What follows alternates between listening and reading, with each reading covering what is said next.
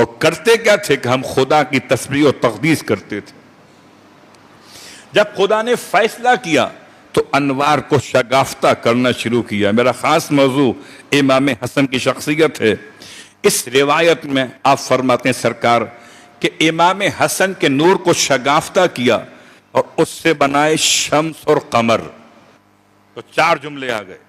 امام حسن کی شخصیت میں اتنا کمال ہے کہ لوح اور قلم دونوں امام حسن کے نور سے بنے ہیں. اتنا کمال ہے کہ شمس و قمر دونوں امام حسن کے نور سے بنے ہیں. اگر نور حسن نہ ہو تو نہ لوح رہے نہ قلم رہے. نور حسن نہ ہو نہ شمس رہے نہ قمر رہے. کیا ذات ہے. اس کے ساتھ ساتھ تعارف میں سرکار ختمی مرتبہ صلی اللہ علیہ وآلہ وسلم نے شرائط صلح حسن پر جانے سے پہلے آج کا مقدمہ مکمل کر رہا ہوں.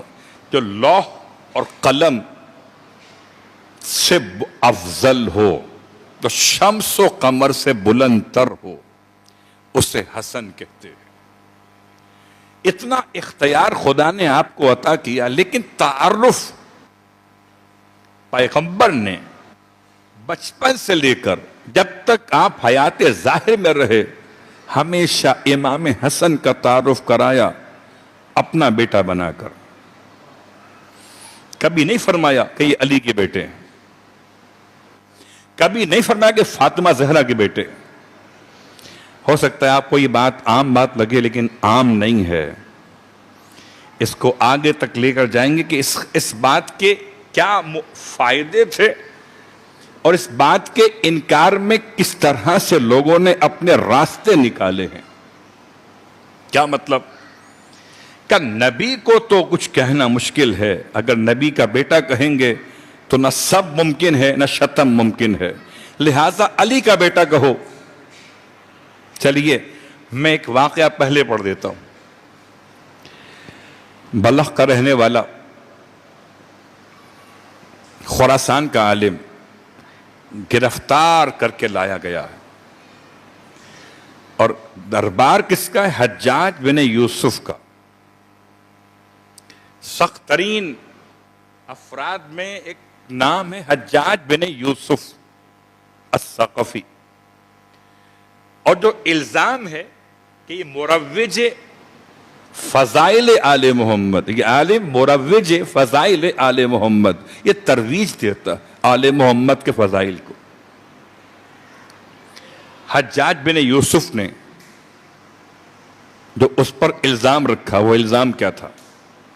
وہ الزام یہ تھا کہ سنا کہ تم کہتے ہو کہ حسن اور حسین محمد کے بیٹے. ثابت کرو ورنہ تمہاری گردن اتار دی جائے گی.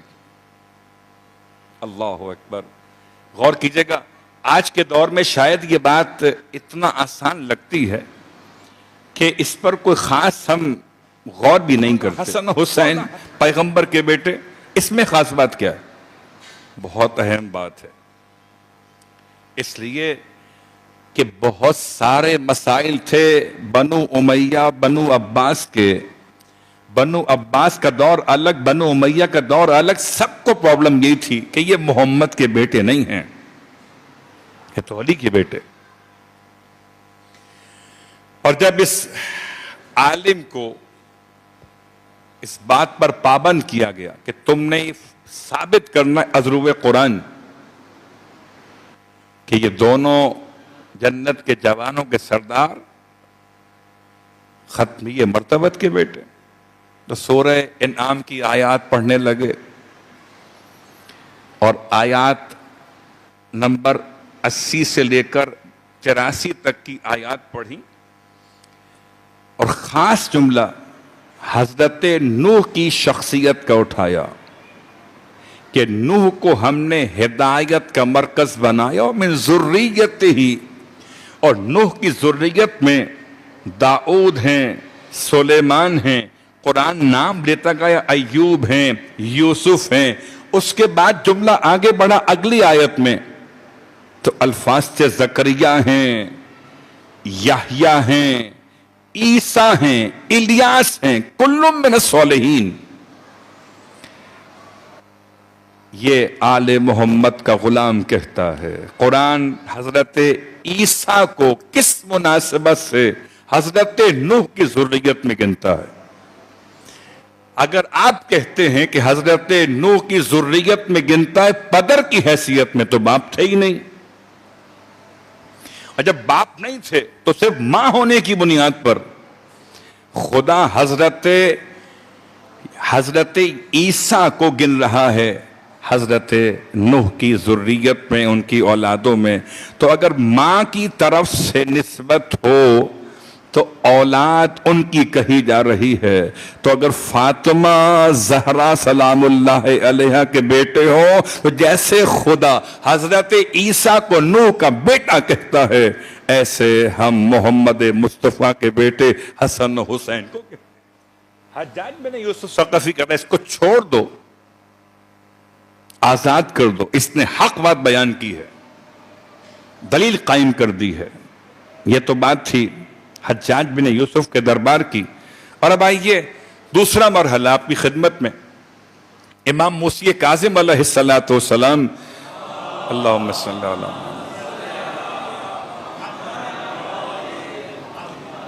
اور امام پہنچے مدینہ منورہ. مدینہ منورہ یعنی حرم کے اندر. اتفاق سے اس وقت حشام بھی آیا ہوا، اور اس نے آ کر پیغمبر کو سلام کیا، اور سلام کر کے کہا کہ السلام علیکہ، آپ پر سلام ہو یا رسول اللہ. السلام علیکہ یا ابن عم. یہ سلام کرنے والا عباسی خلیفہ اپنے آپ کو پیغمبر سے جوڑ رہا ہے کہ اے اللہ کے رسول، آپ پر سلام ہو، آپ میرے چچا کے بیٹے ہیں یا ابن امی.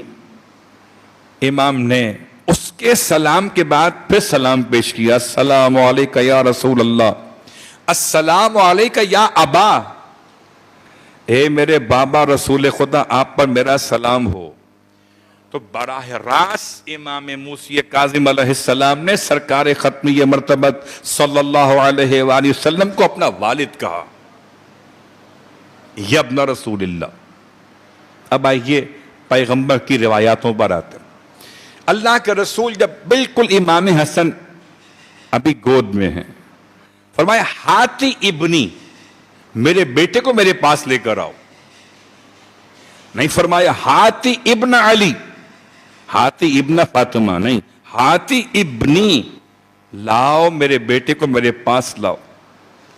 پھر راوی کہتا کہ سرکار مسجد میں تھے، تشریف فرما تھے، میں نے دیکھا کہ امام حسن 2-3 برس کے شہزادے کبھی گود میں آ کے بیٹھتے ہیں پیغمبر کی، اور کبھی شانے پہ آ کے بیٹھ جاتے ہیں. انس کہتے ہیں میں نے چاہا کہ میں شہزادے کو ہٹا دوں، پیغمبر کو اذیت محسوس ہو رہی ہوگی. کہتے ہیں انس میں آگے بڑھا شہزادے کو پیغمبر سے دور کرنے کے لیے. پیغمبر نے اپنے گفتگو کے درمیان فرمایا دع یا انس ابنی وثمرۃ فؤادی، چھوڑ دو انس، یہ میرا بیٹا ہے، یہ میرا میوہ قلب ہے. تو اللہ کے رسول نے امام حسن کو بیٹا کہہ کر متعارف کرایا 2 مقام، ایک گھر میں، ایک گھر کے باہر اصحاب میں، اور تیسرا مقام آپ سب کے سب اس مقام کو بہت اچھے انداز سے جانتے. مگر اس سے پہلے سرکار ختمیہ مرتبت احمد مجتبیٰ صلی اللہ علیہ وآلہ وسلم کے بارے میں ایک آیت، ما کان محمد ابا احد من رجالکم، سورہ احزاب کی آیت نمبر 40، آیت نمبر 40. ما کان محمد ابا احد، محمد نہیں ہیں کسی ایک کے بھی والد من رجالکم، تمہارے مردوں میں سے. اس آیت کو کوٹ کیا جاتا ہے کہ پیغمبر کے بیٹے حسن و حسین کیسے ہو سکتے ہیں؟ آیت کہہ رہی ہے کہ محمد تمہارے مردوں میں کسی کے والد نہیں، ولیکن رسول اللہ خاتم النبیین، لیکن اللہ کے رسول ہیں خاتم النبیین۔ تو اس کا جواب جو علماء نے دیا بہت تفصیل سے دیا کہ آخر امام حسن و حسین کس دلیل کی بنیاد پر اللہ کے رسول کے بیٹے شمار کیے جاتے ہیں؟ تو آئیے اس دلیل کو قرآن سے لیتے ہیں۔ تو چلیں سورہ مبارک ہے آل عمران کی آیت نمبر 61 میں جب تمام نجران کے عیسائی علماء سب کے سب پیغمبر کی خدمت میں آئے اور نجران کے عیسائی علماء نے حضرت عیسیٰ کے حوالے سے اپنا موقف تبدیل نہ کیا، تو سرکار اس مرحلے پر قرآن کی آیت کے نزول کو بیان کر رہے تھے۔ فَقُلْ تَعَالَوْا نَدْعُ أَبْنَاءَنَا وَأَبْنَاءَكُمْ وَنِسَاءَنَا وَنِسَاءَكُمْ وَأَنفُسَنَا وَأَنفُسَكُمْ ثُمَّ نَبْتَهِلْ فَنَجْعَلْ لَعْنَةَ اللَّهِ عَلَى الْكَاذِبِينَ۔ یعنی آیہ مباہلہ میں پروردگار عالم نے لفظ ابنا کو استعمال کیا، اور ابنا کے استعمال کے ساتھ پیغمبر نے ابنا کے مصداق میں کسی اور کو لیا ہی نہیں، حالانکہ روایت کہتی ہے کہ اس زمانے میں پیغمبر کا ایک بیٹا موجود ہے جس کا نام ابراہیم ہے۔ اگر پیغمبر کے بیٹوں سے مراد بیٹے ہوتے تو یہ ساتھ میں لے کر آتے، اتنے چھوٹے بھی نہ تھے کہ گود میں نہ آ سکتے۔ ابراہیم شیر مادر پہ تھے لیکن اتنے تو تھے گود میں آ سکتے تھے۔ آیت کہہ رہی تھی فَقُلْ تَعَالَوْا، کیا شان ہے، اللہ اکبر، کہ مباہلے سے ایک رات پہلے حدیث قصہ کا نزول تھا، گھر فاطمہ زہرا کا تھا، نبی چادر کے نیچے تھے، حسن کی آمد تھی، کبھی حسین کی آمد تھی، اور کیا آمد تھی کہ ہر آنے والا سیدہ فاطمہ زہرا سے پیغمبر کا نشان پوچھتا تھا۔ پھر مولائے کائنات کی آمد تھی، اور جب پنجتن پورے جمع ہو گئے تو پیغمبر نے اب باقی سب کی انٹری بند کر دی،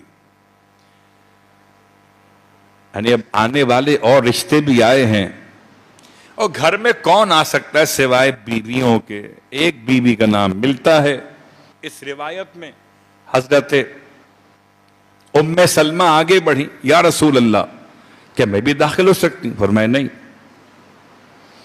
انکی علی خیر، خیر پر تو ہو مگر چادر میں داخل نہیں ہو سکتی۔ خیر پر ہونا اور ہے اور چادر کے نیچے آنا اور ہے۔ جب اللہ کے حبیب نے انتظام کر لیا تو خدا نے تطہیر کی آیت کو نازل کیا، رات کو فیصلہ ہو گیا کہ ہم فاطمہ و ابوہا و بعلہا و بنوہا۔ عجیب بات ہے، رات میں بنوہا فاطمہ کے ہیں، اور جب دن نمودار ہوا مباہلے کا 24 ذی الحج یا 25 ذی الحج، اختلاف ہے، تو سرکار ختمیہ مرتبہ صلی اللہ علیہ وآلہ وسلم، اللہم صلی اللہ علیہ وآلہ، نکل رہے تھے مباہلے کے لیے، اس شان سے چلے کہ آگے آگے خود چلے، اور اپنی آغوش میں امام حسین کو اٹھائے ہوئے، انگلی تھامے ہوئے امام حسن ساتھ چلے، پیچھے پیچھے آپ کے جناب سیدہ کونین چلیں، آپ کے پیچھے جناب مولائے کائنات چلے، جیسے آیت تھی فَقُلْ تَعَالَوْا نَدْعُ أَبْنَاءَنَا وَأَبْنَاءَكُمْ، تو پہلے بیٹوں کی بات تھی، ایک بیٹا گود میں ہے، ایک بیٹا ساتھ میں ہے، اللہ اکبر۔ تو وہاں تو کسی نے نہ پوچھا کہ یہ بیٹے آپ کے تو نہیں ہیں، یہ تو بیٹے فاطمہ زہرا کے۔